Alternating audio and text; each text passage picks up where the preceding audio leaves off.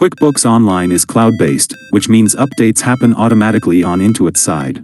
There's no manual update for you to run. Welcome back to Guide with Samuel. Intuit rolls out new features, bug fixes, and tax table updates seamlessly. One day you'll log in and a new button or report will just be there.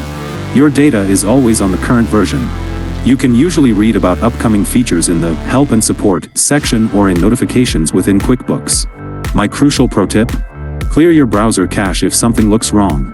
If a new feature isn't working or the interface seems buggy after an update, it's often a local browser issue.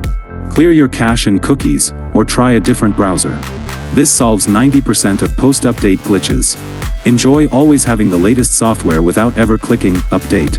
What's the best new feature you've seen roll out in QuickBooks Online?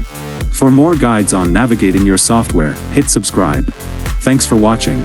I'm Samuel, and I'll see you next time.